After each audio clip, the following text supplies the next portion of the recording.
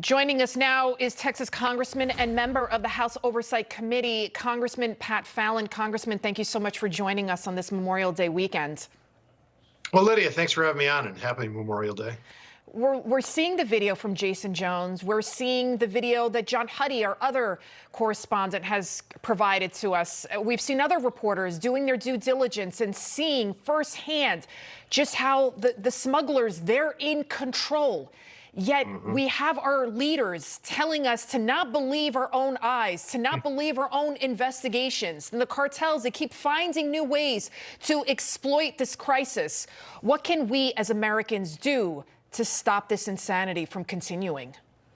Stop electing Democrats. That's right. And this, Lydia, you want to really talk about what the big lie is. The big lie is what Joe Biden is telling the American people and what Alejandro Mayorkas tells Congress, that the border secure. It clearly is not. It went from a crisis at the beginning of the Biden administration to a catastrophe, and now we're bordering on the cataclysmic, quite frankly. We had never in our history had a month of over 200,000 illegal border crossings, Lydia, ever. We've had 10 months in a row at one point, and it really is 14 months in a row, because what Joe Biden has done is said to 4 countries, Cuba, Haiti, Nicaragua, and Venezuela, that we just come to port of entry and we'll let you in legally. So they're not counting almost up to 100,000 people. And look at the border numbers. In March, it was 211,000 illegal crossings. It was 192,000. I'm sorry, it was 192,000 in March, 212,000 in February, and just in April, it was 211,000. Add that to the 100,000. I really think, Lydia, we're crossing a 300,000 threshold, and that is a wide open southern border. We have all this going on in Texas and all these border states, yet I have to bring up Ken Paxton, the Attorney General. I don't mean to throw you a curveball, but this is, breaking news. It's still developing. He's been impeached. He just found out about it. We're finding out that his due process is basically being denied. He's not going to be allowed during this whole impeachment trial to even question the witnesses. Why is this happening? Is it because he's a conservative? Is there this two-tier justice system going on with the crisis that's spiraling out of control, the border, the crime? Why are they going after Ken Paxton?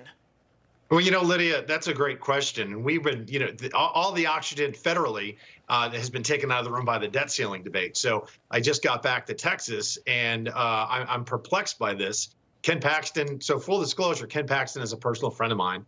And certainly I would have been in the Texas House, and I served there for 6 years. I would have voted no, simply because due process hasn't been afforded him. The legislature should stay in their legislative lane. There are judicial investigations right now. Let the judicial process play out. And if they find something, then they'll handle it. And if they don't, leave our Attorney General alone. So the Senate will get this, I suspect, within the next week or two.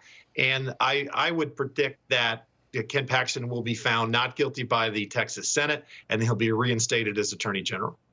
It's really disconcerting, because when you hear the fact that he won't be able to question the witnesses, and you just hope and pray that he's not going to be railroaded, these political persecutions. We saw what happened to President Trump.